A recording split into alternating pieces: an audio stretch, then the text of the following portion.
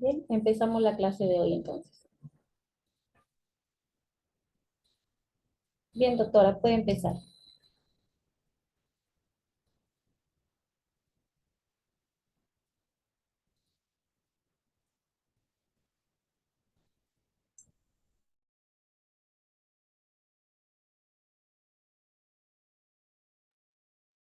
Muy bien, tengan ustedes muy buenas noches. Hoy día ya terminando nuestras sesiones, nuestra octava sesión, he creído conveniente hablar sobre generalidades de la extracción de sangre y uroanálisis. Eh, ¿Qué es la extracción de sangre? La extracción de sangre es un procedimiento en el cual se usa una aguja para extraer sangre de una vena. Puede ser también de una arteria o puede ser de una punción cutánea. Habitualmente para hacer pruebas de laboratorio. Se extraen todas este tipo de sangres, ¿no? Una extracción de sangre también se realiza para remover el exceso de glóbulos rojos de la sangre, para tratar ciertos trastornos de la sangre. También se le llama flebotomía y punción venosa, ¿no? Recuerden que cuando nosotros hablamos sobre lo que son manuales de procedimientos, estaban ahí también inmersos lo que significa procedimientos de laboratorio, el cual nos va a facilitar el trabajo de este laboratorio, nos va a traer un sistema de información que va a servir como consulta para cualquier personal que esté involucrado dentro de las tareas de laboratorio, sobre todo aquel personal nuevo, aquel personal que estamos recién adiestrando. Para todo eso nos va a servir este manual de procedimientos de laboratorio. Nos va a permitir conocer bien el funcionamiento interno por lo que respecta a la descripción de tareas, ¿no? Tanto para la descripción de tareas como también para la ubicación de los materiales, de los requerimientos y también a los responsables de la ejecución de las tareas. Nos va a evitar duplicidad de actividades y eso nos va a ayudar para tener base para el análisis posterior del trabajo y el mejoramiento de todos los sistemas y todos los métodos, siendo su objetivo principal dar a conocer la metodología correcta y la validez de todo lo que son los procesos de laboratorio, sobre todo uno de sus procesos, uno de sus, mm, de sus procedimientos, que es la toma de, de muestra, ¿no? De sangre en este caso. Entonces, una vez que ya sabemos que la extracción de sangre, ya sea de venosa, arterial o de punción cutánea, es un procedimiento que se va a utilizar para poder extraer la sangre, para, para que ésta sea tamizada en una serie de análisis que nosotros tenemos de sangre en el laboratorio. Entonces, pero esto conlleva que nosotros podamos tener algunos, de esta, digamos, de esta extracción de sangre, nosotros podemos tener también algunos errores que van a afectar, digamos, a las pruebas de laboratorio, ¿no? Entonces, ¿qué errores podrían haber? ¿Qué factores fisiológicos, más que todo, van a afectar los resultados de las pruebas de laboratorio? Uno de ellos es la postura. El cambio de una posición supina, o sea, una posición boca arriba, a una sentada o a una de pie, va a producir un pasaje del agua corporal desde el interior de los vasos sanguíneos hasta los espacios intersticiales. Las moléculas más grandes no van a poder filtrar al interior de los tejidos y concentrarse en la sangre. Por lo tanto, va a haber algunos aumentos significativos en los valores de las pruebas de los lípidos, de las enzimas y las proteínas. Por eso es muy importante evaluar la postura del paciente.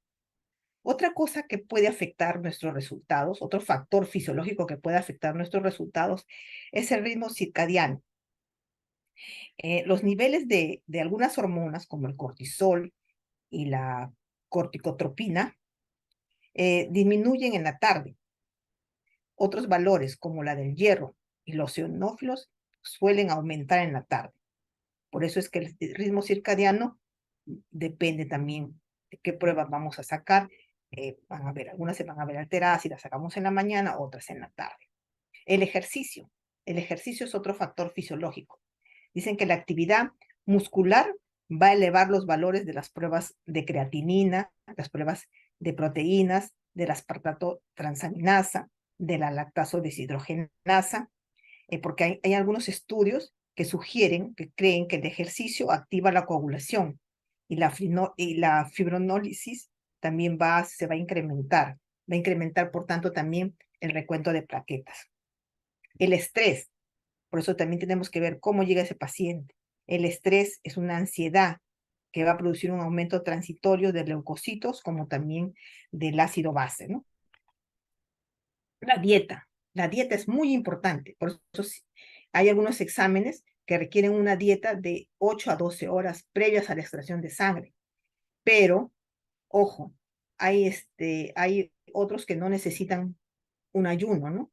Y también un ayuno muy prolongado también afecta los resultados. Por ejemplo, si un paciente ha recibido alimentos 2 horas antes de los exámenes, esto va a haber afectado, por ejemplo, en el dosaje de hemoglobina, en el dosaje de lípidos en sangre, ¿no? Entonces, siempre a veces, ustedes ven a veces unos sueros que son, tienen un aspecto turbio, un aspecto lipémico, como decimos nosotros, lipémico. Eso va a interferir en las pruebas especiales de laboratorio y en la determinación de glucosa, de sodio y a veces hasta del hemograma completo. Hay personas que también tienen el hábito de fumar, ¿no? Eso también afecta. Los pacientes que fuman antes de la colección de muestra de sangre pueden tener elevaciones de los recuentos de leucocitos y los niveles también de cortisol, ¿no? También el tabaquismo, acuérdense que el crónico, ¿no? El tabaquismo crónico va a producir una disminución de la función pulmonar, por lo tanto, va a haber aumento de los niveles de hemoglobina, ¿no? Y las funciones cutáneas también pueden ser más difíciles de obtener como resultado del deterioro de la circulación, porque todo esto afecta, ¿no? El hábito de fumar afecta hasta la circulación. Por eso esas son recomendaciones que debemos tener en cuenta, ¿no? Antes de extraer una muestra de sangre.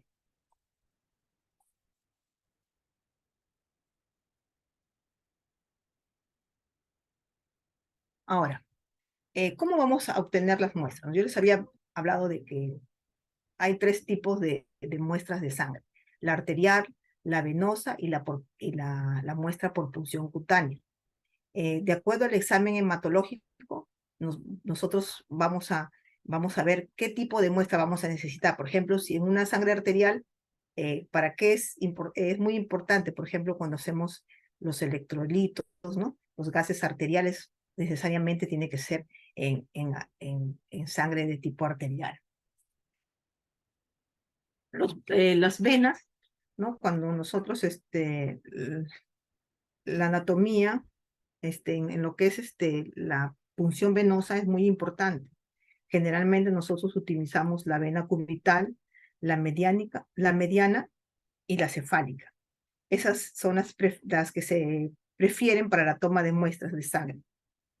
Pero también se pueden usar otras venas, ya sea en brazo o en manos, ¿no?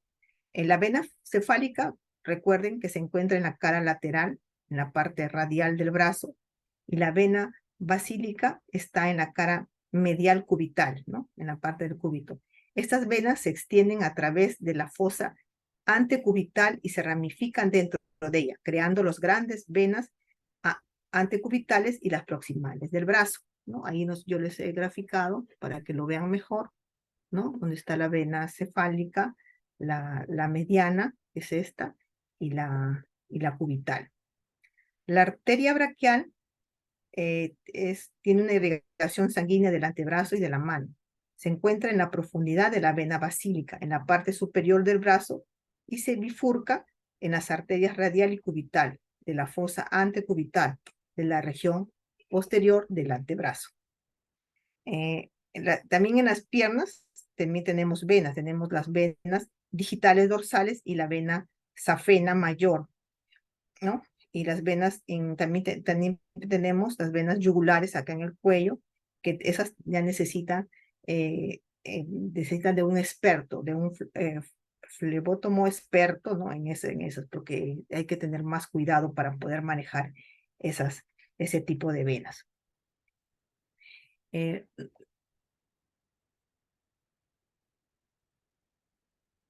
Acá tenemos también eh, lo que es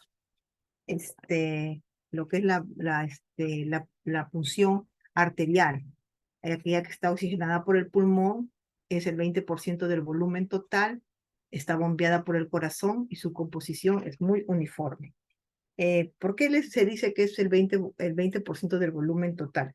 Porque aproximadamente el volumen total de sangre que tiene nuestro organismo es más o menos del 84%, ¿no?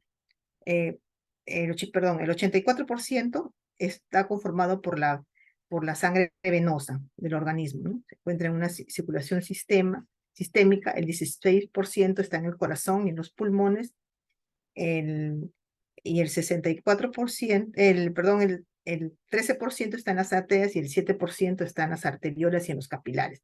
Por eso se dice que la sangre venosa es más, tiene más o menos el 64% de sangre venosa está compuesto en nuestro organismo. El 13% de las arterias y el 7% de capilares. Acá se dice 20, pero es más o menos entre 17 y 20%, ¿no?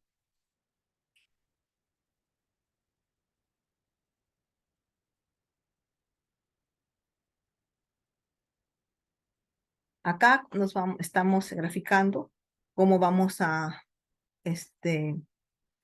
cómo es la obtención de la muestra venosa. Acuérdense que la muestra venosa está compuesta por el 70% del volumen total, ¿no? Eh, este, es una fuente importante de sangre para análisis. Eh, es Eso también es una vía de introducción de agentes terapéuticos porque por ahí, ¿no? Por las venas, a nosotros nos aplican cualquier medicamento que tenemos, ¿no? Acá, si ustedes pueden ver, acá ya describimos lo que es la mediana cefálica, la mediana basílica, la vena cubital, la vena radial y la vena mediana. Acá lo describe con mayor claridad, creo que en el gráfico anterior.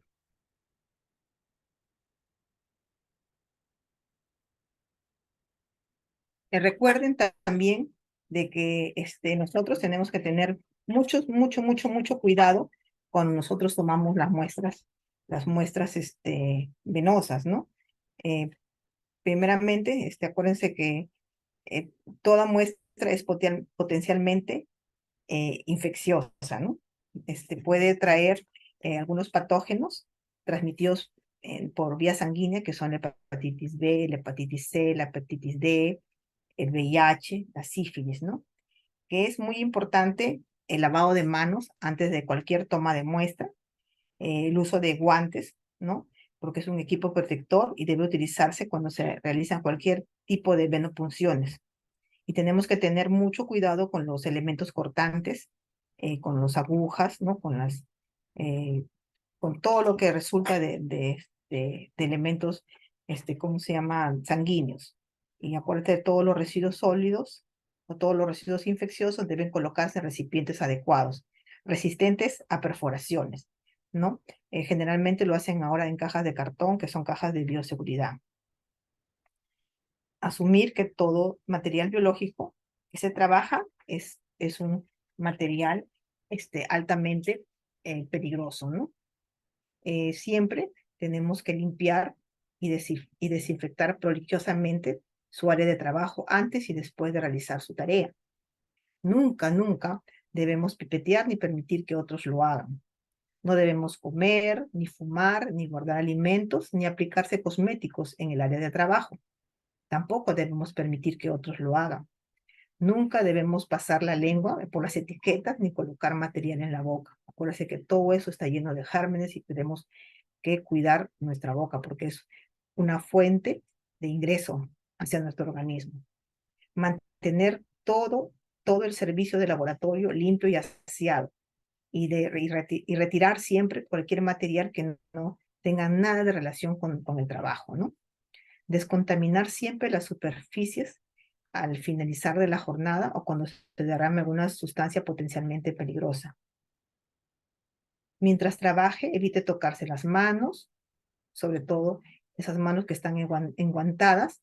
el área de los ojos, de la nariz, de la boca, nunca pueden ser tocadas por las manos que están enguantadas. Usar siempre guantes cuando manipule cualquier sangre, cualquier fluido o cualquier muestra. Nunca debe abandonar su lugar de trabajo ni circular por el servicio por otros servicios con los guantes puestos. Siempre debe lavarse las manos después de manipular cualquier material y cuando salga del laboratorio. Siempre debe descontaminar o eliminar cualquier producto contaminante, ¿no? Antes de introducirlos en las bolsas plásticas que van a ir a ser, ¿cómo se llama? Descartadas hacia, hacia los recipientes de basura, ¿no? Usar siempre su mandil y no llevarlos fuera el mandil, estar paseándose fuera del laboratorio, ¿no? Usar siempre los zapatos cerrados, realizar todos los procedimientos evitando formar aerosoles o gotitas o salpicaduras o derrame. Nunca debe guardar su ropa de trabajo en los mismos armarios que su ropa de calle. Siempre usar gafas de protección o visores, ¿no? O mascarillas cuando necesite proteger de salpicaduras los ojos y la boca. Ya les dije que siempre que deben usar su guante, deben quitarse los guantes y luego eliminarlos, ¿no? Algunos los esterilizan, pero ya ahora no se utiliza, ahora se elimina mejor. Y por algún problema que tuvieran, algún derrame accidental o alguna exposición, siempre deben comunicarlo con el jefe de su establecimiento.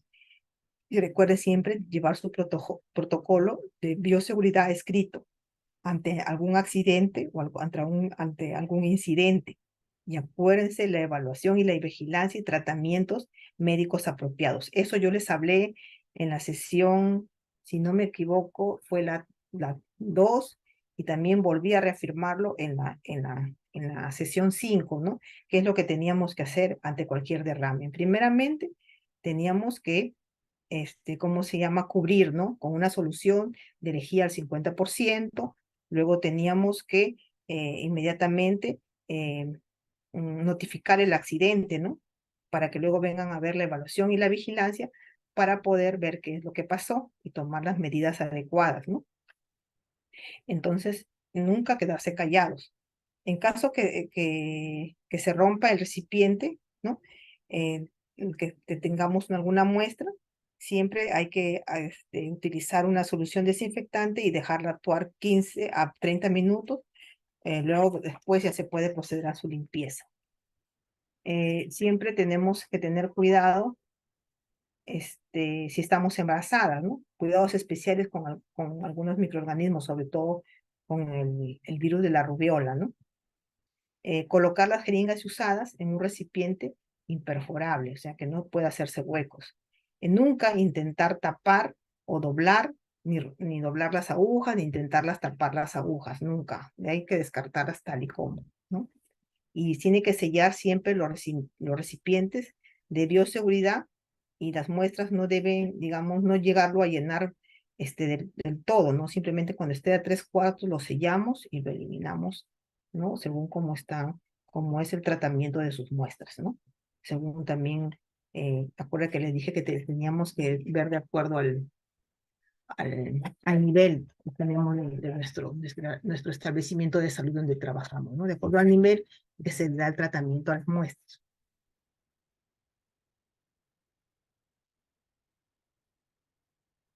Bueno, la obtención de muestras de sangre, ¿no? Se puede obtener por punción de la piel, ¿no? Cuando es una percutánea, por ejemplo, ahí estamos viendo cuando hemos hecho por lo que es por capilar, ¿no?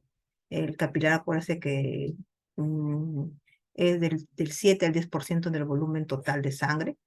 ¿De dónde procede? De arteriolas, de vénulas, perdón, de capilares, de vénulas, y su composición, dice, tiene composición de parte arterial y parte venosa. También tiene líquido intersticial e intravascular, ¿no? ¿Qué pasa? ¿Qué pasa cuando utilizamos sangre de tipo capilar? Puede interferir en algunos resultados como son la glucosa, los leucocitos, los eritrocitos, la hemoglobina, las plaquetas, porque haya lesión en las paredes de estos capilares, ¿no?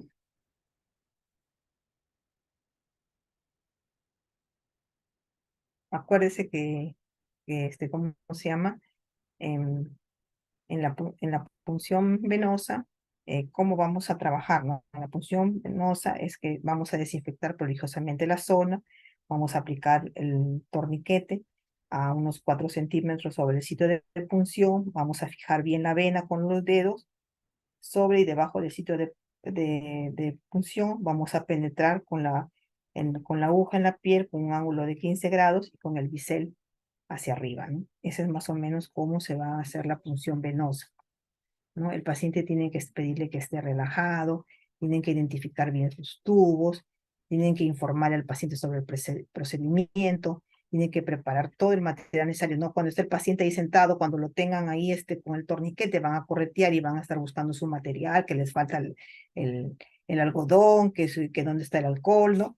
Y tienen que tener todo su material listo, porque no pueden estar esperando el último minuto, ¿no? Esto, tienen que lavarse las manos de acuerdo al- a la técnica, a la norma técnica. eh, Tienen que haberse colocado su mandil con sus guantes, tienen que mantener los brazos por encima de la cintura, deje que la mano derecha con la palma tienen que golpear, ¿no? Más o menos así la vena para ver, ¿no? Que se vea bien. eh, Tienen que elegir bien la vena que van a, van a pinchar, ¿no? Y, ¿cómo se llama? Nunca, ¿cómo se llama?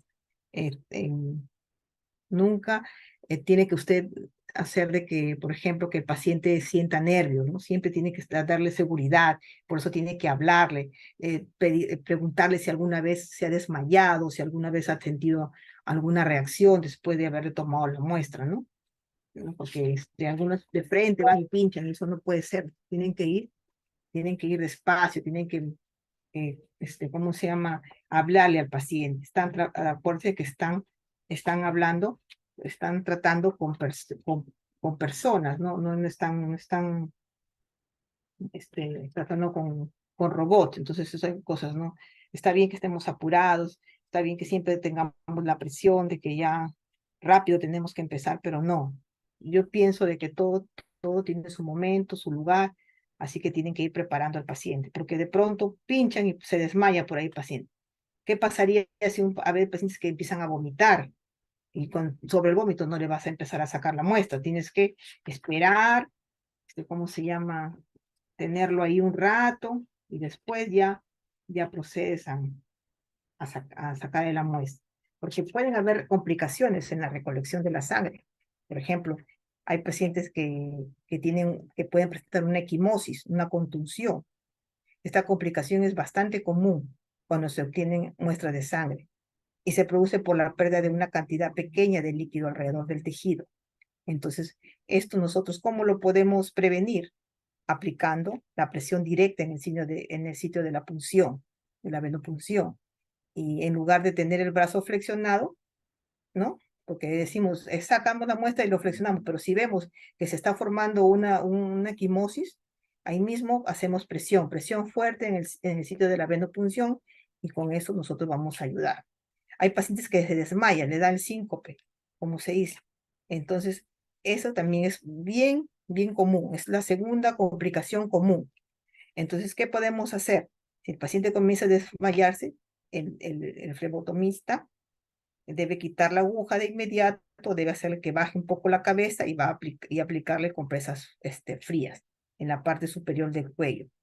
Entonces esto va a ir poco a poco, le vamos a dar un poco de agua, o si lo podemos tener a la mano un poco de un jugo de naranja, si no le damos, lo más seguro es darle un vaso de agua fría, que esperan más o menos 30 minutos, y después ya le puedes volver a sacar, ¿no? Pero después que esté tranquilo, le mides la presión, todo para ver si está bien.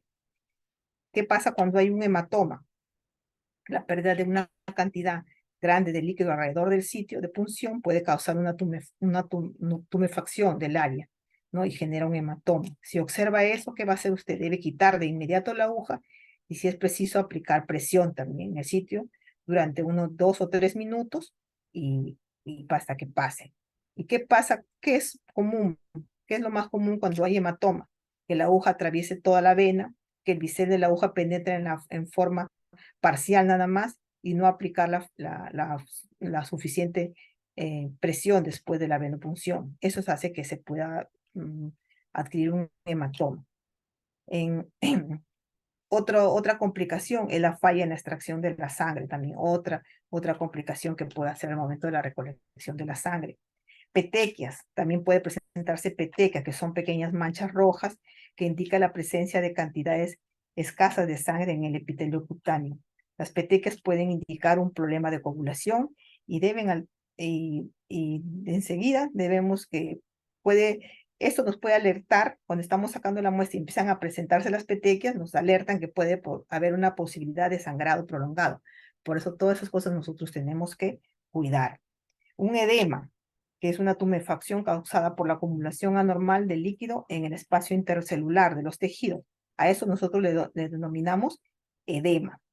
Entonces, eso también tenemos que nosotros tenemos que evitar, ¿no? Porque donde hay sitios edematosos, no debemos nosotros, ¿cómo se llama?, tratar de extraer la sangre, ¿no? Nunca debemos hacer una venopunción ahí, porque son venas difíciles y podemos hasta contaminar el líquido tisular. Cuando un paciente es gordito, cuando un paciente es obeso, ¿no? Entonces es difícil que nosotros podamos visualizar y ni siquiera ni palpar con facilidad la vena, ¿no? Eso va a aumentar un poco más. Tenemos que hacer aumentar la presión. ¿Qué vamos a hacer ahí? Aumentar la presión del torniquete. Nos va a ayudar a localizar la vena, ¿no? Y la presión, por ejemplo, que tenemos ahí con el torniquete, no debe pasar más de 1 minuto. Yo he visto en casos en que dicen, no, déjalo ahí, que llene, le dejan ahí como 3, 4 minutos. No, eso no se hace. ¿Por qué? Porque va a alterar los resultados de nuestros exámenes, ¿no? Porque puede provocar hasta un daño muscular y hasta un daño nervioso en el paciente.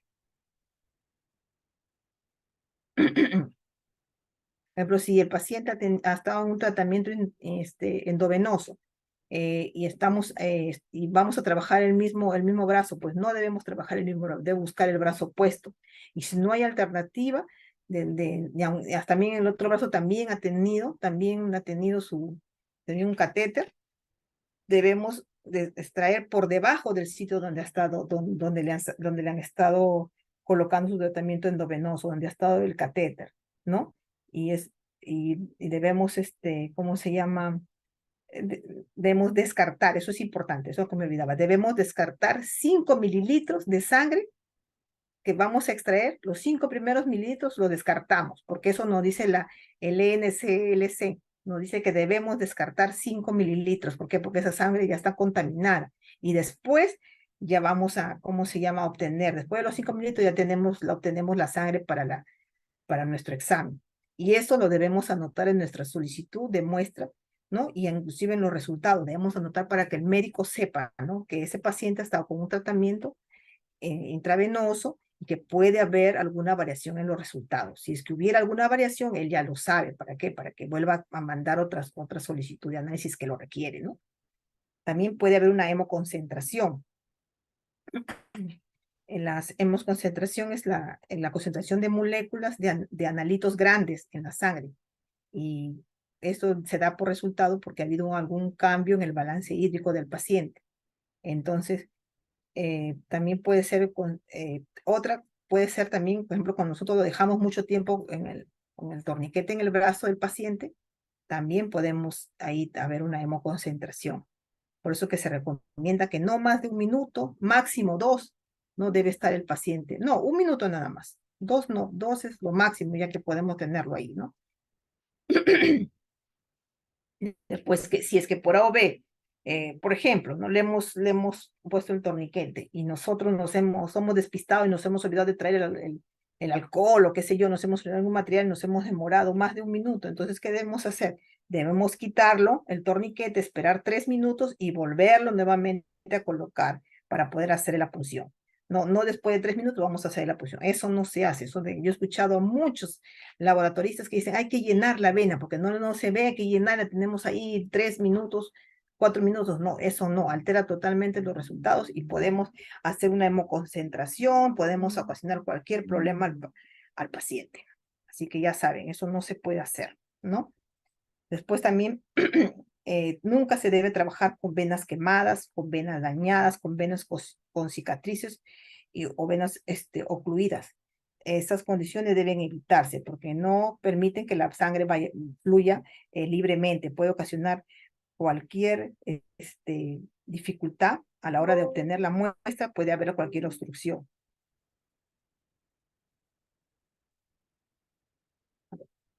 Me van a dar un minutito. Mi batería se está acabando. Tenemos ese problema, Dios mío.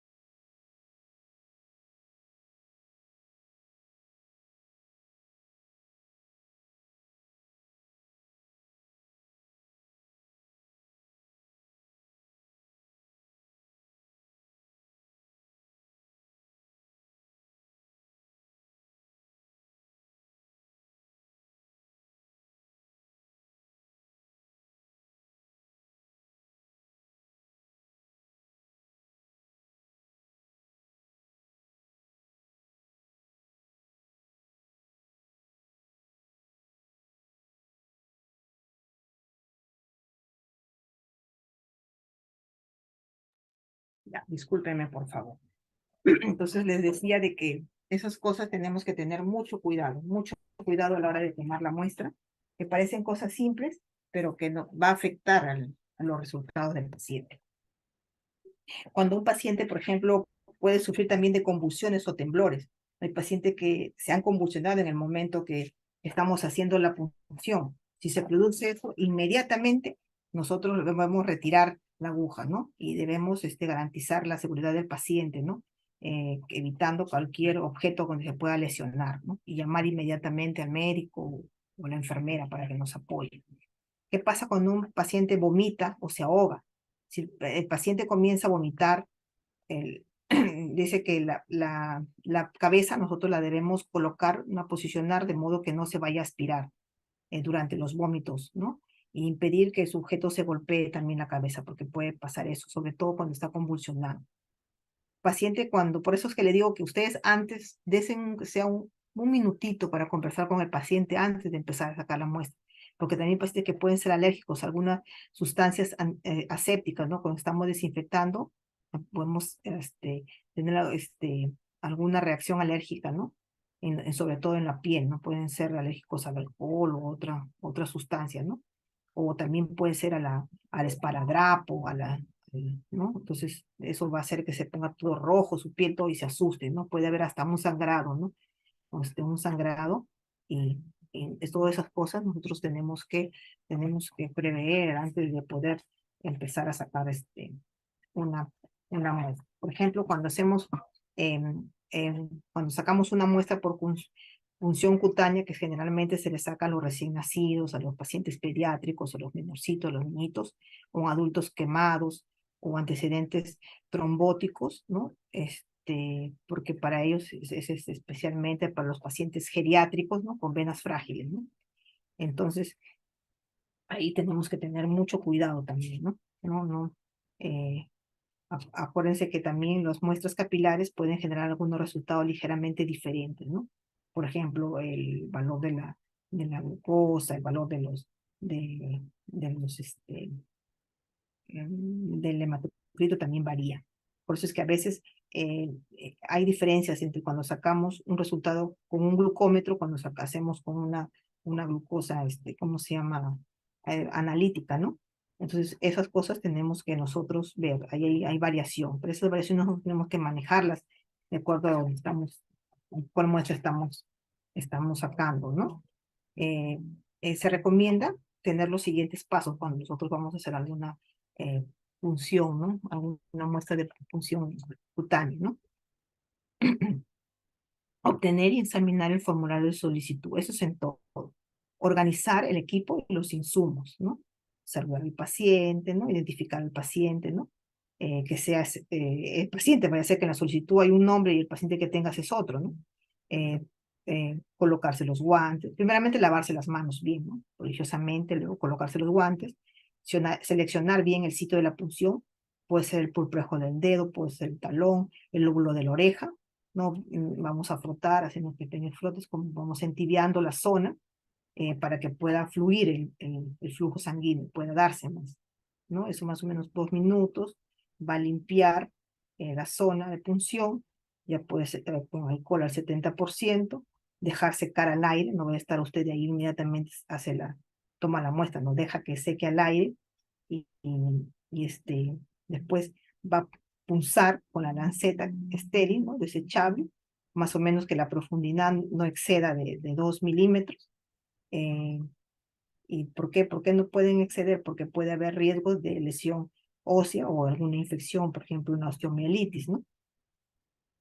Siempre debe descartar la primera gota de sangre, ¿no? Eso es muy importante. Después rotule la muestra inmediatamente, va a realizar los extendidos de sangre si lo solicitan o lo que vayan a pedirle. No pueden pedirle tiempo de coagulación de sangría, pueden pedirle una glucosa con el glucotés, no sé lo que le pidan, ¿no? ¿No? Si obtuvo una muestra insuficiente debido a que tuvo un débil flujo de sangre, debe repetir el sitio de la punción, pero en un sitio diferente y con otro equipo nuevo, ¿no? Se supone, con otra lanceta nueva, ¿no?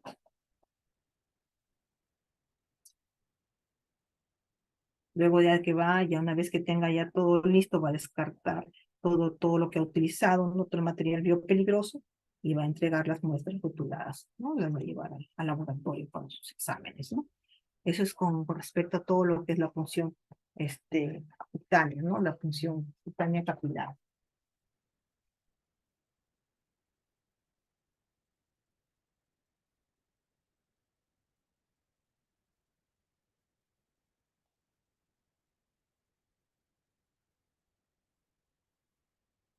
Dice, formas en las que se realiza el examen. La mayoría de veces la sangre se extrae de una vena localizada en la parte interior del codo o del dorso de la mano. Se limpia el sitio con un desinfectante o un antiséptico. Se coloca la banda estéril alrededor de la parte superior del brazo con el fin de aplicar presión en la zona. Esto hace que la vena que esté debajo se llene de sangre, ¿no? Acuérdense que no debe ser más de 1 minuto. Se introduce una aguja en la vena, luego se extrae.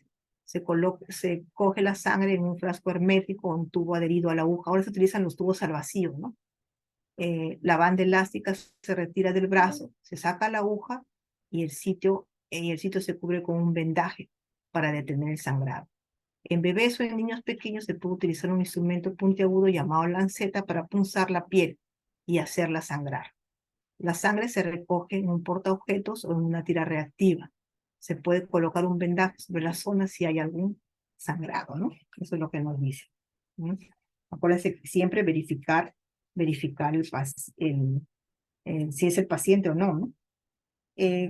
Después nosotros podemos tener algunas ventajas y algunas desventajas de lo que es una punción venosa. Ya, disculpe que regrese a la punción venosa, se me había ido esa parte. ¿Cuál es la ventaja?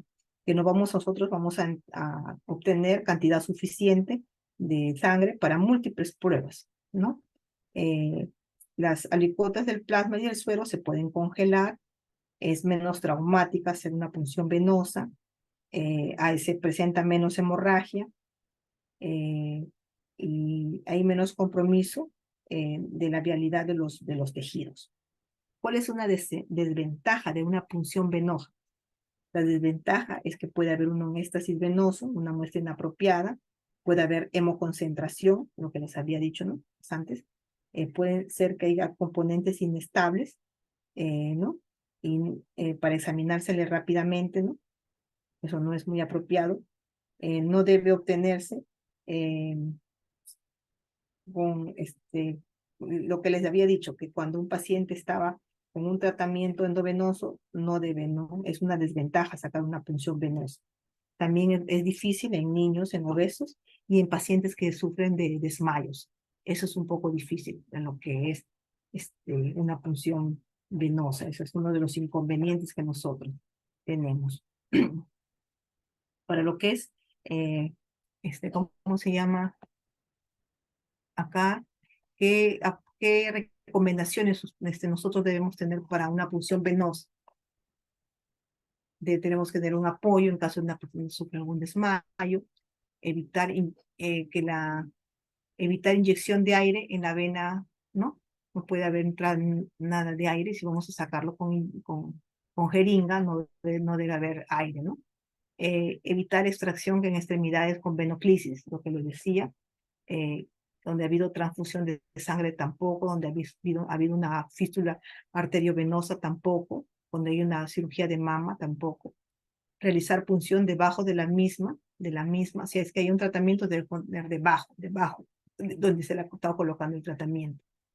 Si hay algún problema con la vena, debe poner una compresa caliente por 15 minutos. De repente, o también si nosotros no podemos encontrar la vena, sería bueno poner una compresa caliente, como que eso nos ayuda a que se visualice mejor la vena, ¿no? Debemos siempre evitar que no haya ninguna necrosis tisular, evitar hematomas, ¿no? En el sitio de la punción. Entonces, todo eso yo ya les he explicado, ¿no? Les he hablado, me he adelantado. Entonces, todas esas contraindicaciones nosotros debemos de evitarla al momento de la obtención de la muestra, ¿no? Acuérdense que la punción arterial va a necesitar de una persona capacitada. La punción arterial conlleva muchos riesgos. Es recomendada para gases sanguíneos, ¿no? Para poder ver el estado de oxigenación del paciente. Los sitios de punción de una vena arterial generalmente es la arteria radial, la braquial y la femoral, ¿no?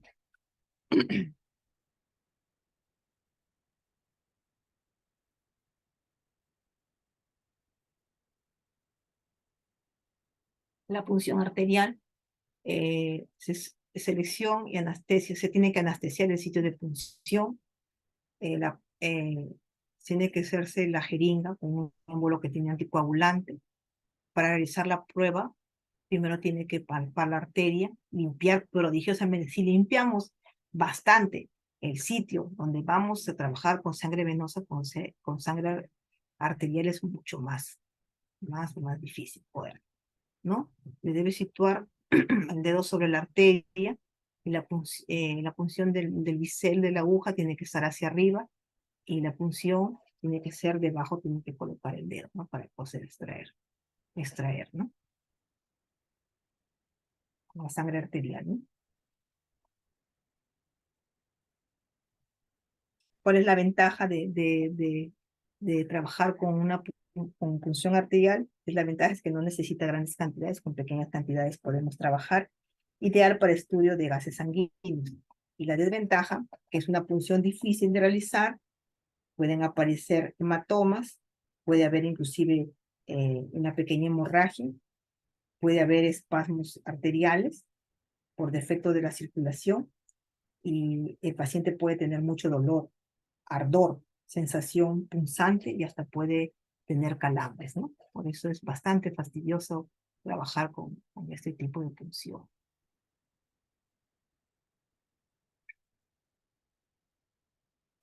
La técnica, sangre penetra en la jeringa y va a retirar la aguja.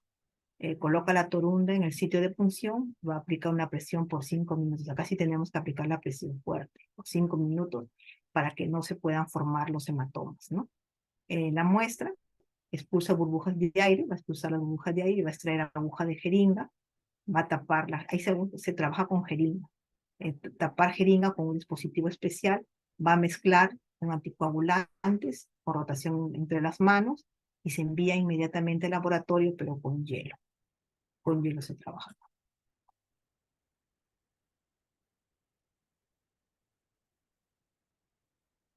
cuando vamos a trabajar con la punción arterial, debemos tener algunos cuidados con el paciente. Por ejemplo, en el sitio de la punción, tenemos que aplicar una presión firme después de extraer la muestra. Vamos a tener que medir los signos vitales antes y después de la punción. Si observamos ciertos signos de hinchazón, cianosis, hemorragia y hormigueo, eso tenemos que tener bastante cuidado cuando extraemos lo que es la muestra de presión arterial, para lo que es vena arterial, perdón, arterias, la punción arterial. Ahora vamos a hablar sobre los tubos para la obtención de muestra de sangre. Por ejemplo, acá tenemos al de tapa lila. El tubo de tapa lila es aquel que tiene EDTA, ¿no? Que es la sal sódica, potásica de ácido. Ese es el EDTA. Esto va a ser para estudios. ¿Para qué nos sirve? Esto nos sirve para estudios hematológicos, ¿no? Sirve para lo que es determinaciones hematológicas. Tenemos que invertir, una vez que extraemos la sangre, invertimos el tubo más o menos por cinco veces, ¿no? Y para que no se forme ningún coágulo. Tiene el EDTA como anticoagulante, más o menos son 3 mililitros de sangre mezclados suavemente, ¿no? Se utiliza para hematocrito, para medir hematocrito, hemoglobina, para hacer hemograma, para el encuentro de blancos, de plaquetas. Siempre tenemos que es muy importante mantener la relación entre sangre y anticoagulante para evitar falsos resultados. Una vez tomada la muestra, se puede dejar a temperatura ambiente o también se puede refrigerar para su traslado, ¿no? El tubo de tapa roja, el tubo de tapa roja es aquel que no contiene ningún anticoagulante, por lo tanto sirve para determinaciones bioquímicas de rutina como creatinina, transaminasas, todo lo que es bioquímica, ¿no? También puede ser para determinaciones serológicas para VIH, para RPR, ¿no? También nos sirve para glucosa, ¿no? Pasadas 4 horas, van a alterarse los resultados de glucosa y de potasio. Eso es lo que deben tener en cuenta. También nos sirve para medir electrolitos y también hasta para medir bicarbonato, ¿no? Lo que es el de tapa roja. El de tapa verde también es para plasma. El tapa verde tiene heparina. En su composición tiene heparina, que es un anticoagulante natural. Se utiliza principalmente para la obtención de plasma en bioquímica clínica y también para los hormonales. Preserva la muestra, eso es muy importante, por 8 hasta por 10 horas, ¿no? El de tapa color, acá no está, pero el de tapa negra, que tiene tiene fluoruro de sodio, se utiliza para la obtención de plasma, utilizado para determinación de glucosa sanguínea, para calcio, también se puede utilizar, y la preservación de la muestra es por 1 hora sin variar los resultados, ¿no? El de tapa celeste, que es de citrato, ¿no? El citrato al 3,8% se utiliza para la obtención de plasma citratado, se utiliza en pruebas de coagulación sanguínea y su preservación es por 1 hora, ¿no? También tenemos el que está acá, el amarillo, que trae un gel separador, también, que es también para pruebas bioquímicas, ¿no? Se utiliza y también para pruebas serológicas, ¿no? Ya, eso es todo lo que les puedo más o menos haberles comentado, lo que es extracción de lo que es sangre, ¿no? Todo lo más importante, digamos, algo que nosotros lo sabemos ya ya lo sabemos por siempre, ¿no? Siempre nosotros trabajamos diariamente con eso, y nosotros todo esto ya lo manejamos diariamente. Hay cositas que a veces se nos van olvidando por el camino, pero ya lo vamos haciendo recordar, y recordar es volver a vivir, aparte nosotros lo vivimos diariamente, ¿no? Entonces simplemente ha sido un pequeño recuerdo, un pequeño, este, hemos hablado algo que nosotros lo conocemos diariamente. Ahora vamos a hablar de lo que es ya el uroanálisis, pero para eso les voy a pedir un par de minutitos, que quiero tomar un vaso con agua y para poder seguir charlando con ustedes. Me van a permitir unos minutitos, por favor. Muchísimas gracias.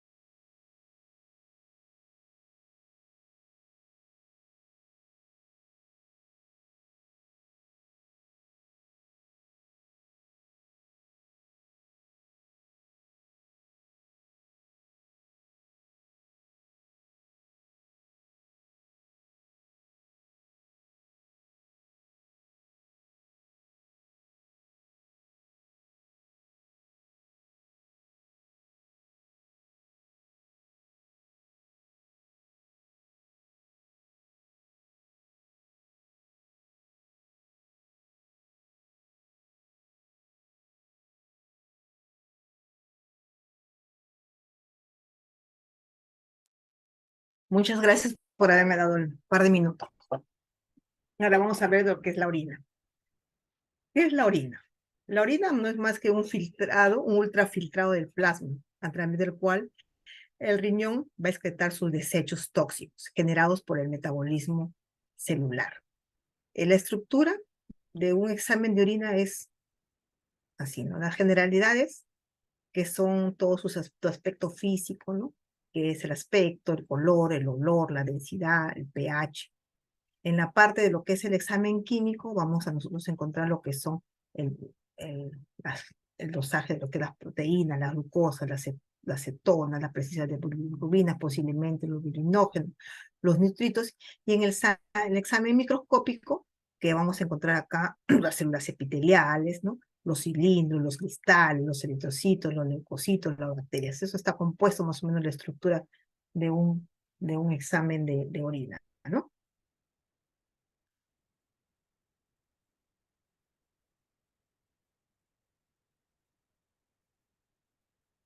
Ahora, ¿qué consideraciones nosotros vamos a tener en cuenta cuando nosotros hacemos un examen de orina? La muestra debe ser preferiblemente la primera de la mañana, debe ser recogida en un recipiente estéril, sobre todo si es para hacer un urocultivo, ¿no? Esas bien la dan en el laboratorio, bien se compra en una farmacia, ¿no? Recogerla después de un lavado cuidadoso de los genitales externos, va a descartar el primer chorro de orina, la primera parte de la micción, luego va a recoger la parte restante directamente en el frasco, ¿no? En el frasco que va a recolectar la muestra. Se debe tapar, se debe roturar y entregar lo más pronto posible al laboratorio. Se dice que debe ser antes de la media hora, máximo una hora, tienen para entregar, porque si no ya empieza a descomponerse y empiezan a proliferar las bacterias, ¿no? Si no se puede ir pronto al laboratorio antes de la media hora o de la primera hora en que se ha recolectado la orina, debe recogerse y debe refrigerarse, ¿no? Aunque ahí no es muy recomendable porque empiezan a salir los cristales, pero eso no tiene mayor importancia clínica, ¿no? Salvo que sea realmente tenga un problema de cálculos renales, ¿no? Eh, si no va a recolectar la primera orina, también puede ser, que es lo ideal, la primera orina puede ser una orina de momento, pero entonces debe tener una ingesta de líquidos para que pueda eliminar la orina rápidamente, ¿no? En su aspecto físico, en su examen físico, nosotros vamos a hablar sobre la cantidad. Primero el color, ¿no? El color de la orina. Nosotros hablamos que el color puede variar de un amarillo a un ámbar oscuro según la concentración de los pigmentos urocrómicos y en menor medida pequeñas cantidades de urobilina o de uroeritrina, ¿no? Los cambios bruscos de color pueden indicar un proceso patológico o la ingesta de sustancias que pueden colorear a esta orina, ¿no? Y se van a eliminar, ¿no? Por la orina. Por ejemplo, en el caso de cuando uno ha comido beterragas, ¿no? Las remolachas, inclusive algunos medicamentos, algunas drogas, también hacen que esto se cambie de color. ¿Y qué sustancias pueden ser? Algunas son patológicas, otras no son patológicas. Por ejemplo, si tenemos un color blanquecino en la orina, ¿no? Puede ser por pus, también puede ser no patológicas por fosfatos, ¿no? Cuando es muy amarillo, puede ser patológicas por presencia de bilirrubinas, no patológicas por acriflavina. Cuando es anaranjada, patológica puede ser la urobilina, no patológica puede ser la nitrofurantoína, la riboflavina, el piridium, ¿no? Cuando es rosada, cuando es patológica puede ser por presencia de eritrocitos. Cuando no es patológica por la aminopirina, ¿no? Que es no patológica. Cuando es rojo, por hemoglobina, por la mioglobina, ¿no? Y cuando no es patológico, puede ser por la fenotiacida, ¿no? Por el metildopa, por el piridium, ¿no? En la fenacetina también hacen que también pueden colorear, ¿no? Cuando es rojo castaño, también por la porfibolina, perdón, porfobilina, y puede ser. Y también puede hacerse inclusive un castaño a negro por la melamina, presencia de melamina cuando es patológica, las profilinas, ¿no? Y cuando es no patológica puede ser por algún compuesto con hierro o con nitrofurantoína o hasta el metronidazol también puede colorear oscuras las orinas, ¿no? Entonces, todas esas cosas nosotros tenemos que tenerlas bien en cuenta. También ahí puede prestarse de color hasta verdoso por infección por pseudomonas, en el caso patológico, y cuando no es patológico, por vitaminas del complejo B, por el timol también puede ser, ¿no? Todas esas cosas tenemos que nosotros tener muy en cuenta. Ahora, si hablamos de la cantidad, ¿no? Perdón, ahí me dice que es claridad, pero dice es cantidad, ¿no? La cantidad de la orina eliminada en 24 horas más o menos debe ser de 1.200 a 1.400 mililitros en 24 horas. Acuérdense que los niños tienen a veces un volumen menos que el del adulto, casi la mitad, ¿no? Cuando nosotros hablamos de la poliuria, que es el aumento anormal del volumen urinario en 24 horas. ¿Qué puede provocar la poliuria? El aumento de ingesta de líquidos, el descenso de la temperatura ambiental, factores nerviosos o emocionales, las alteraciones metabólicas como la diabetes mellitus, la diabetes insípida, las lesiones del piso del cuarto ventrículo, las lesiones del sistema nervioso central, una nefritis, también puede ocasionarnos la poliuria, o sea que es el aumento normal del volumen urinario. ¿Y qué puede haber? Lo contrario, ¿qué puede pasar cuando hay disminución del volumen urinario, ¿no? Puede haber lo que se llama la oliguria. ¿Y se produce en qué casos? En sudoraciones muy acentuadas, o en restricción de líquidos, en procesos infecciosos agudos, en trastornos cardíacos que afectan la circulación renal, en hemorragias, en diarreas, también en vómitos, ¿no? En la citis, y pueden también disminuir el volumen urinario porque disminuyen el volumen circulatorio, ¿no? Y también puede haber anuria. ¿Qué cosa es la anuria? Es la falta de eliminación de orina y puede deberse a la ausencia de real de secreción. Puede haber mecanismos de obstrucción por cálculos, por una estenosis, por una parálisis de comprensión, ¿no? También puede hacer problemas de hipertensión portal también. Eso también puede provocar. También puede haber lo que es la polaquiuria, que es la emisión frecuente de las ganas de orinar frecuentemente. Eso puede ser por una cistitis, una prostatitis o hasta por un hemorroides. Puede ocasionar lo que es la polaquiuria, ¿no? La emisión frecuente. Ahora, que también puede haber micción durante el sueño. ¿Qué se llama eso? Eso se llama enuresis, cuando nosotros necesitamos ir muchas veces durante las horas de dormir necesitamos ir bastante. ¿Y qué pasa cuando también se llama cuando el volumen de la orina se iguala también a la orina? Pues nosotros orinamos en el día, por ejemplo, podemos orinar más o menos 800 mililitros y en la noche 400. Pero ¿qué pasa cuando invertimos? O cuando estamos, por ejemplo, orinamos igual, por ejemplo, 600. Ahí estamos hablando de una nicturia, ¿no? Porque la relación normal es que nosotros orinemos 3 veces más en el día y es la relación de 3:1, 3 veces más en el día que en la noche. Eso debe ser lo normal, pero a veces variamos o a veces hacemos algo contrario. Eso se llama nicturia, ¿no? Ahora nosotros, ¿cómo se llama?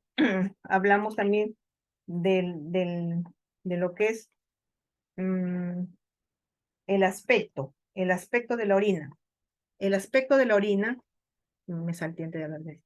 El aspecto de la orina, recién emitido, la orina debe ser transparente, limpia.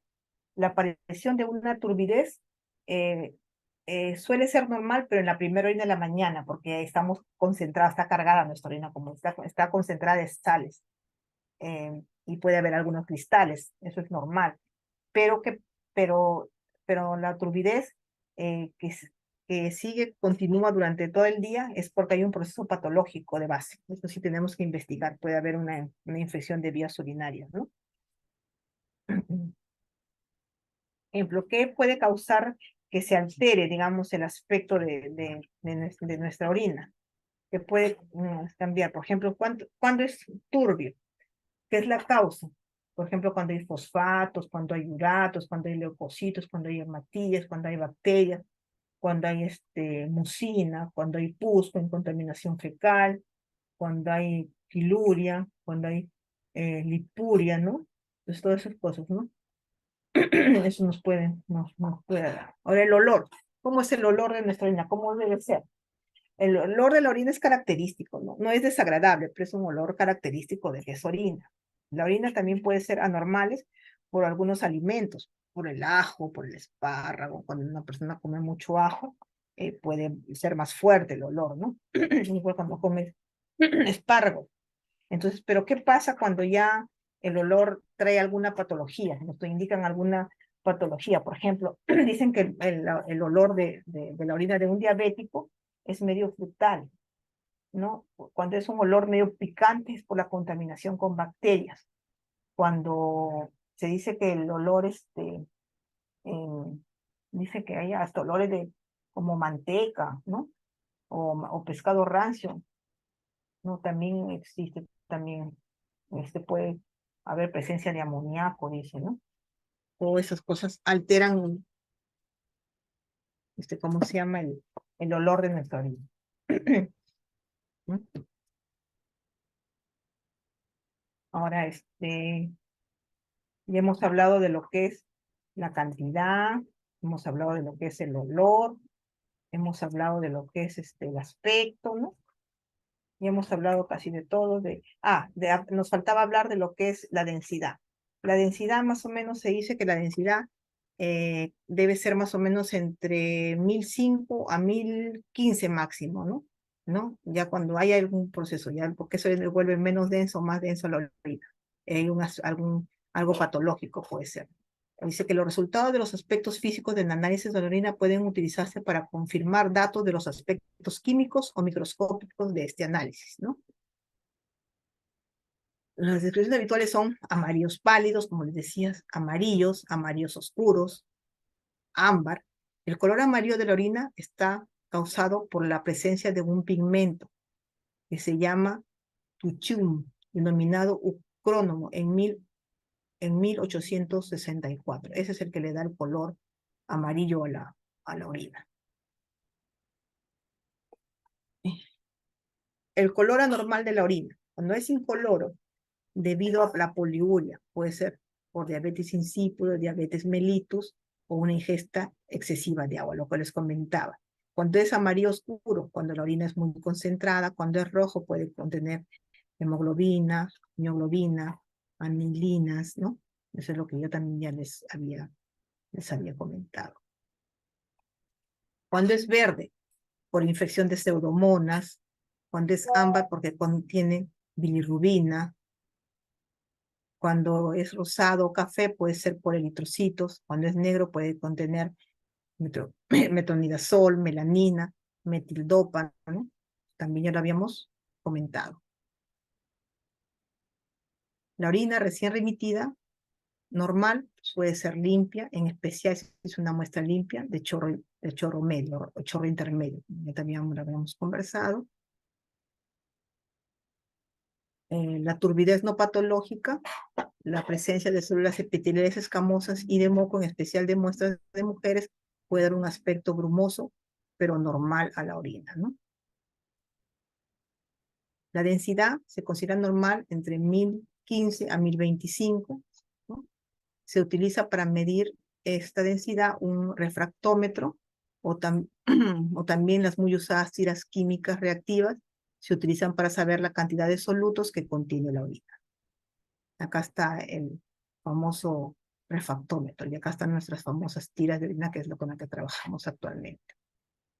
El aumento de la densidad, entre las causas de un aumento de densidad se encuentra la diabetes mellitus, la insuficiencia renal, la insuficiencia cardíaca, las hepatopatías, los vómitos, las diarreas.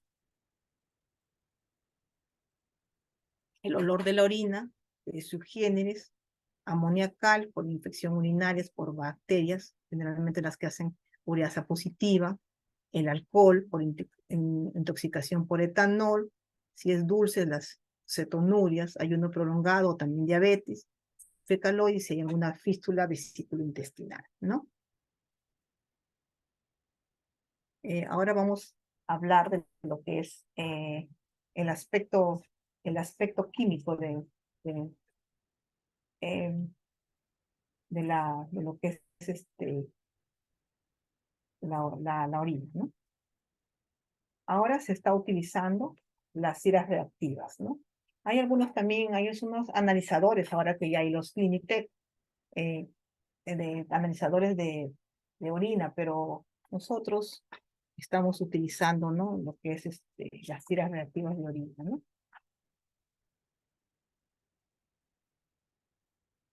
La tira que informa glucosa, informa bilirrubina, cuerpos cetónicos, informa densidad, informa sangre, informa pH, informa proteínas, urobilinógeno, nitritos, leucocitos. En lo que es el glucosa, La glucosa de ordinario se elimina por las vías urinarias, cantidades pequeñas de glucosa, que no son medibles, que no son determinadas en los métodos usuales. Cuando nosotros ya lo medimos, o sea, cuando ya se puede medir, digamos, en la tira en la tira de orina, tira bioquímica de orina, es porque ya hay cantidades apreciables, y eso se le va a llamar glicosuria, ¿no? Y se da en diabetes mellitus, en síndrome de Cushing, en el síndrome de Fanconi, en la insuficiencia renal, en hipertiroidismo, en traumatismos craneanos, en ciertos estados emotivos, y también puede ser en lo que es diabetes, en glucosuria renal, en ciertos, eh, en ciertos síndromes tóxicos, como la morfina del cloruro de mercurio y el monóxido de carbono, en el ayuno prolongado. Pueden aparecer en la orina otras sustancias reductoras de naturaleza glúcida o no, como la pentusuria, la flucosuria, la lactosuria, la lactonuria.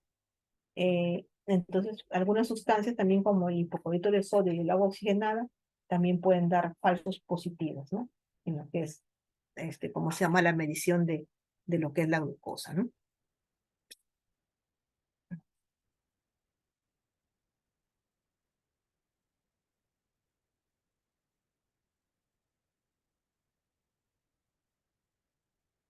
Acuérdense que se dice que también nosotros cuando pasamos el umbral renal, hay, creo que es mayor de 140 miligramos por decilitro, ahí también se marca 140, 180, el umbral renal, ahí empieza a marcar ya la orina, ¿no? Ahí ya se puede ya.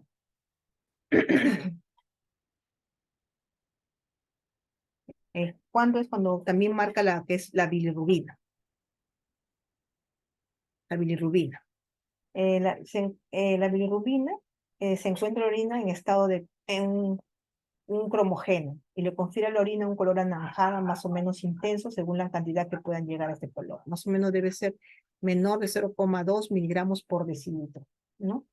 La bilirrubina y la biliverdina no existen en la orina como pigmentos puros, sino como combinaciones formando bilirrubinatos y biliverdatos, que se degradan con la luz a temperaturas elevadas y los cambios de pH. En hepatopatías se eliminan por la orina como sales biliares, ¿no?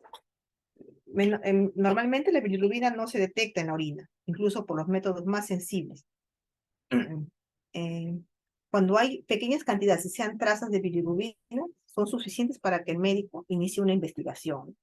¿Por qué? ¿Qué pasa? Colores atípicos que no son comparables con los patrones positivos o negativos de la tabla pueden tratarse de pigmentos biliares que enmascaran la reacción. Nosotros hay metabolitos como el piridium, el piridio, que puede dar falsos positivos, especialmente si el pH es básico, ¿no? Metabolitos del fenol pueden también dar falsos positivos.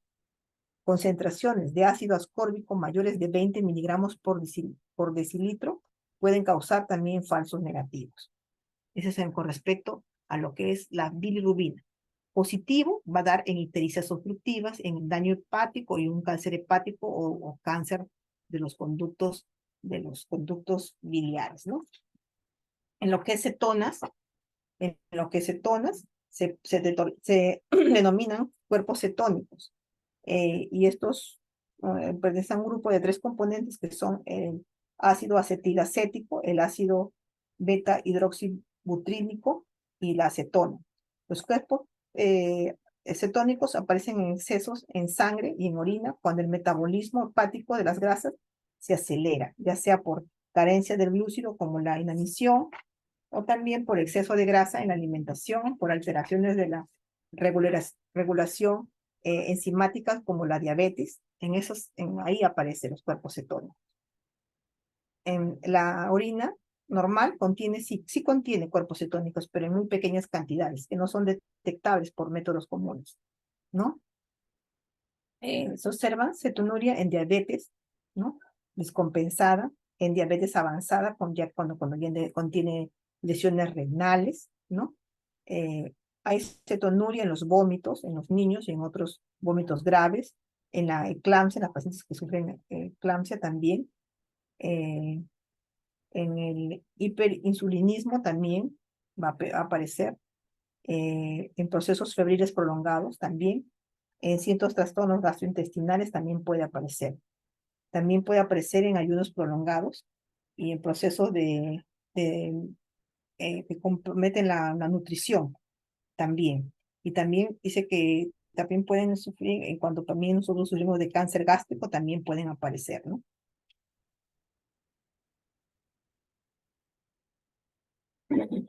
En lo que es los nitritos, se producen cuando las bacterias van reducen los nitritos urinarios a, a nitritos. Y también se puede producir nitritos. En las enterobacterias, también, que son aquellas que tienen enzima nitrito reductasa, también va a aparecer en bacterias no reductoras como los enterococos, las pseudomonas, eh, y la cándida, ¿no? Y, ay, perdón,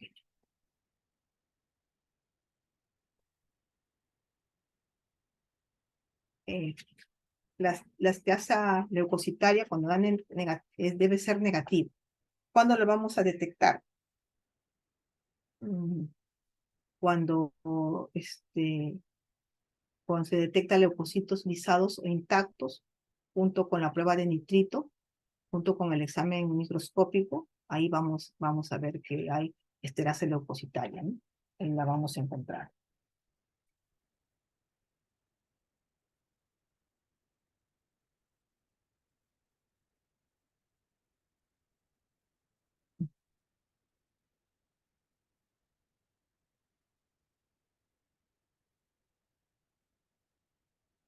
¿Cuándo vamos a detectar sangre?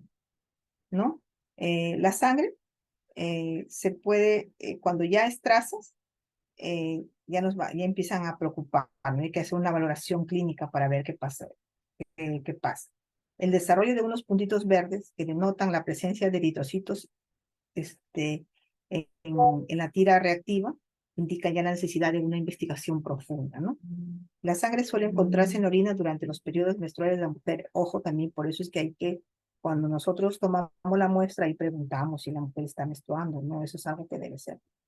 Yo pienso debemos rechazar la muestra cuando está en periodos menstruales, o si no tenerlo muy en cuenta, ¿no? Ojo, colocar ojo para que el laboratorista que vaya a hacer el examen se dé cuenta, ¿no? De eso. La sensibilidad de esta prueba disminuye en orinas con alta densidad. La prueba es igualmente sensible para hemoglobina que para mioglobina.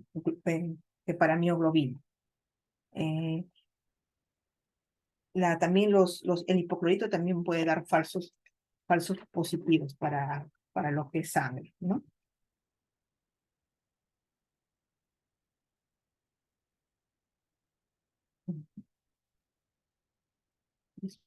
Después, también vamos a hablar de las proteínas, que la cantidad de proteínas eliminadas en la orina no debe exceder de 100 miligramos en 24 horas. ¿Cuándo vamos a encontrar proteínas urinarias? Cuando tenemos problemas en los tejidos renales, ¿no? En el epitelio tubular, en el tracto urinario inferior. Se dice que hay 3 grupos de proteínas. Las proteínas plasmáticas, cual peso supera los 30.000, ¿no? También tenemos las proteínas urinarias de bajo peso molecular y las uromucoides procedentes de las glicoproteínas urinarias, ¿no? En la orina, generalmente, podemos encontrar las proteínas plasmáticas. ¿Cuáles son? Las albúminas, la prealbúmina, la alfa-1 glicoproteínas ácida, la alfa-1 lipoproteína, las transferinas, las heptoglobinas, la inmunoglobulina A, la inmunoglobulina G, la alfa-2 macroglobulina, el fibrinógeno, la beta-lipoproteína y la inmunoglobulina M no se encuentran en la orina.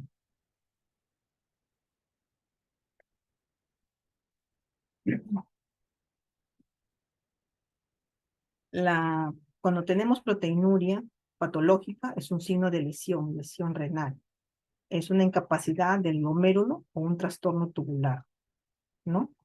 Eso hay que tener. La proteína glomerular es aquella que produce como consecuencia de una permeabilidad aumentada del glomérulo. La proteinuria tubular se presenta como consecuencia de un daño tubular y la proteína mielomatosa desaparece en el mieloma y en ciertas condiciones asociadas, ¿no? La tira reactiva es más sensible a la albúmina, que a la, ¿cómo se llama? Que la hemoglobina, que a la proteína de Ben-Jones, ¿no? Que a las mucoproteínas. Ella es más sensible a la albúmina. Cualquier resultado de trazas eh, que pueden ser resultados falsamente positivos, hay cuando hay unas orinas con alta densidad, cuando hay unas orinas muy alcalinas, cuando hay unas orinas contaminadas, eso nos puede traer como consecuencia falsos positivos. Lo que es la presencia de urobilinógeno es aquel que se oxida con facilidad con el contacto con el aire, por aumento de la temperatura, por la exposición al sol, ¿no? Nosotros por eso debemos leerlo rápido, más o menos en 60 segundos debemos leer rápido, y porque si no ya totalmente sale alterado los resultados. Por ejemplo, si colocamos la tira y por allá nos hablaron y nos demoramos más de un minuto, ya cuando venimos y ya marca, ¿no? Positivo, ya mejor eso no lo consideren, porque se debe leer rápidamente, a los 30 segundos, ¿no?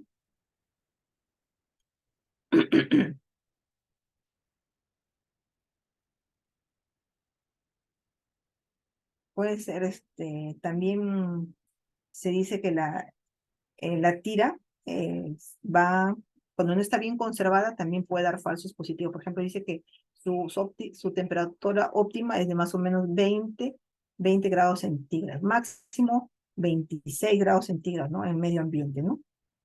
Pues si no, también altera. Cuando también se lee nitritos, también, me olvidaba de haberles comentado, cuando se lee nitritos también tiene que ser rápido, más o menos 60 segundos, porque si no, también va a alterar también los resultados. No se puede leer después de más de un minuto ese tipo de, ¿no?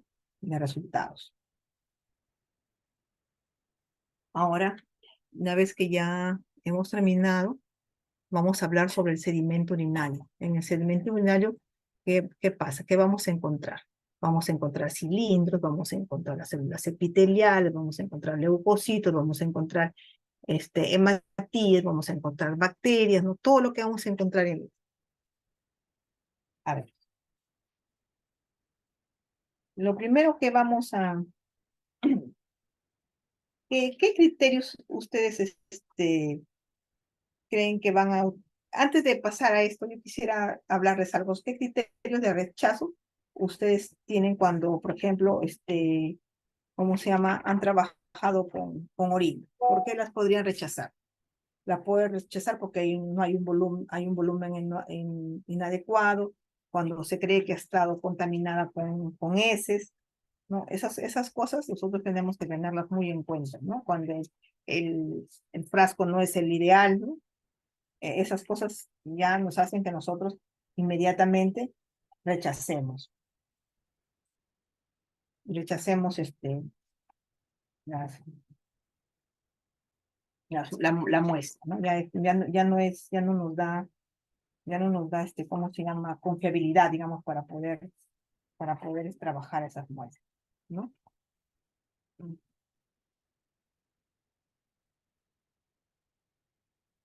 Los cilindros. ¿Qué vamos a encontrar acá? Podemos encontrar los cilindros. ¿Qué son los cilindros? Los cilindros son partículas diminutas en forma de tubos compuestas de glóbulos blancos, también puede ser compuestas de glóbulos rojos, puede ser compuestas de células renales y se pueden formar en las estructuras renales llamadas túbulos. Los cilindros se mantienen juntos por medio de una proteína segregada por el riñón. El contenido de un cilindro le puede decir al médico si su orina está saludable o anormal, ¿no? Por ejemplo, porque tenemos cilindros hialinos, cilindros serios, ¿no? Cilindros em, con contenido con glóbulos blancos, y, con contenido de glóbulos rojos. Entonces, eso ya nos indica una afección renal generalmente, cuando hay presencia de cilindros. Pero hay cilindros que no, los hialinos casi no son no dan mayor problema. Los cristales también son los que se forman debido a la precipitación de diferentes componentes urinarios como consecuencia de su aumento en la orina. Por ejemplo, un pH alcalino generalmente nos da cristales de carbonato de calcio, de fosfato de calcio, de urato de amonio. Un pH ácido nos puede dar cristales de ácido úrico, de uratos de sodio y de oxalato de calcio. Generalmente vemos ese tipo de cristales de acuerdo al pH nosotros, ¿no? Hay también los de ácido úrico, hay los de cisteína, los de sulfa, los de arenías, y otros, ¿no?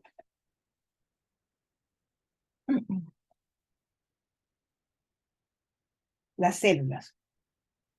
Las células, hay células procedentes del tracto urinario, que son células del producto de la descamación del tracto urinario. Las tubulares o renales, también hay de los túbulos proximal, del distal, del colector. También hay células de transición del epitelio urinario, desde la pelvis renal hasta la porción superior de la uretra. Hay también las pavimentosas o escamosas de la porción inferior de la uretra, ¿no? Todas esas cosas nosotros nos vamos a ir viendo, ¿no? En lo que es el sedimento urinario, ¿no? ¿Qué más podemos hablar en el sedimento urinario? También vamos a hablar de las células procedentes de la sangre. Lo normal es tengamos de 0 a 4. Ya cuando hemos pasado eso, ya preocupa, ya tenemos que estar preocupados, ¿no? Los leucocitos ya están, ¿cómo se llama? Si es una orina normal, generalmente no debe tener más de 4. Los resultados positivos tienen un significado clínico, aún con la lectura de trazas, son sin significado cuestionable, a menos que se repita la muestra, ¿no? Porque puede haber contaminación. Darse cuenta que algunas mujeres también pueden dar falsamente positivo debido a contaminación con flujo vaginal, ¿no? Que contengan leucocitos, que contengan tricomonas, bacterias y eritrocitos. Entonces, eso sí nos va a dar también falsos positivos, ¿no?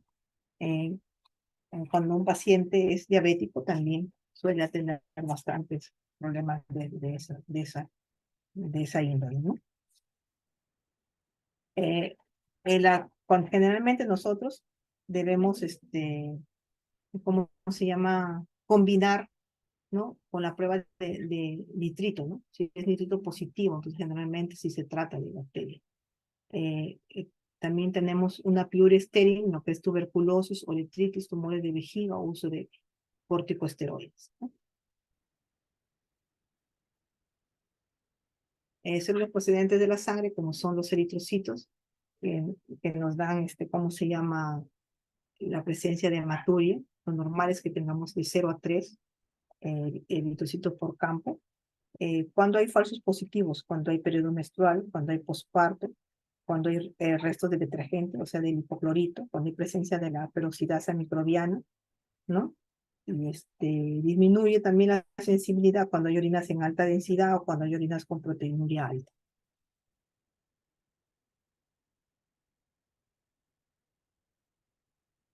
¿No? Cuando sí nos debemos preocupar. Cuando indica una hematuria, indica un daño renal, un daño glomerular, cuando hay cilindros hemáticos, cilindros eritrocitos dismórficos, se acompaña generalmente de una proteína de 24 horas. Debemos hacer una proteína de 24 horas para ver si verdaderamente hay daño renal o no. Eso nos va a indicar, nos va a ayudar, ¿no? Urológica, cuando hay problemas de eritrocitos normal, pero con tumores. O sea, el eritrocito está bien formado y nos va a dar o sea, vamos a visualizar eritrocitos normales en orina y generalmente se da por problemas urológicos o por tumores, o por cálculos, o por infecciones. ¿Ya? En cambio, en el otro, cuando hay daño renal, el eritrocito tiene diferente forma, ¿no? Está dimórfico, no tiene una morfología normal. Entonces, eso nos puede indicar que sí hay daño renal, que no diferencia cuando hay problemas urológicos, ¿no? También eso es un signo de una enfermedad renal temprana.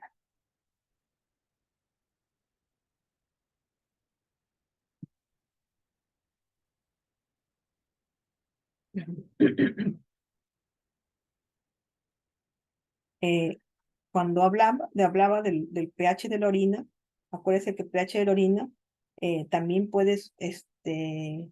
el pH puede ser de 6. Cuando es de 7 a más, estamos hablando de un pH alcalino. Y cuando es de 7 a menos, estamos hablando de un pH, ¿cómo se llama? Ácido. Eh, ¿Cuándo se va a ver alteraciones del pH en la orina? En la alimentación, en los defectos metabólicos, cuando hay proteínas muy altas, cuando hay algunas infecciones microbianas, cuando hay resto de componentes de amonio en los frascos donde hemos recolectado la harina, ahí pueden haber alteraciones del pH, ¿no? Eso es para que simplemente tengamos un recuerdo.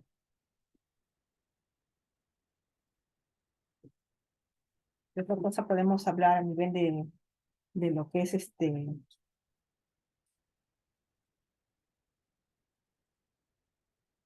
también en un examen de orina podemos encontrar hongos, ¿no? Ya sea en pacientes generalmente que sufren de diabetes encontramos, ¿no? Problemas micóticos, ¿no? También podemos encontrar contaminación fecal, contaminación por secreciones vaginales, contaminación por problemas uretrales, ¿no? También podemos encontrar grasas, pues son esas cosas que podemos encontrar en orina, ¿no? Eh, Siempre debemos realizar periódicamente un control de calidad de lo que es la orina. Acuérdese que tenemos que tener el material, debe estar limpio, debemos revisar la calidad de lavado de los tubos, de las pipetas y de las láminas de las laminillas, si es que reusamos material, ¿no? Si no, excelente. Pero también ahora hay que tener cuidado con las laminillas, porque vienen laminillas opacas, rayadas, algunas con restos de grasas que nos pueden dar resultados alterados, ¿no? Ponen que su microscopio tiene que estar limpio y que tiene que estar en óptimas condiciones también, ¿no? Sus reactivos, generalmente lo que son actividades reactivas, acuérdense que tienen que estar a una temperatura ideal. Lo ideal es que estén menos de 26 grados centígrados, ¿no? Entonces tienen que tener bastante cuidado en esas cosas que parecen, que no tienen importancia, pero sí tienen importancia. Cuando nosotros centrifugamos para sacar el sedimento urinario, siempre debemos de tener cuidado de que sea la misma cantidad de orina en todos los tubos de ensayo, ¿no? Que no unos tengan más, otros menos. Eso es importante, colocar la misma cantidad, ¿no? Siempre tenemos que, aparte acuérdense que, ¿cómo se llama? Las orinas tienen que estar bien rotuladas, no podemos confundirnos, ¿no? Tenemos que tener siempre ¿cómo se llama? Tener cuidado en esas cosas, que parecen que no son de importancia, pero sí. Acuérdate que la densidad, los valores bajos de densidad se van a observar en diabetes insípida, en nefritis crónica, en trastorno del origen nervioso. Y valores altos los vamos a observar en diabetes mellitus, en nefritis parenquimatosas y en procesos febriles. Esas son cosas que tienen que tener muy en cuenta.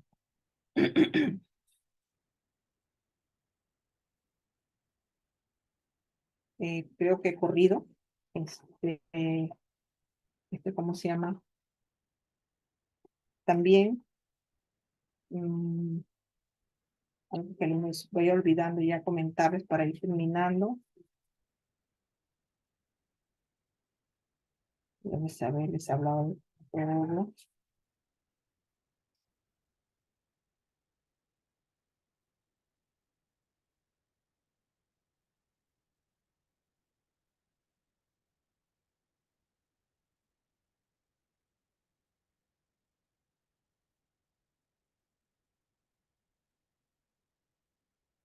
Bueno, creo que eso es todo lo que hoy día les he podido preparar.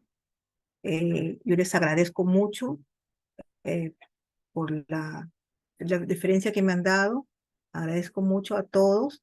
Espero que haya cumplido alguna de sus expectativas. Muchísimas gracias.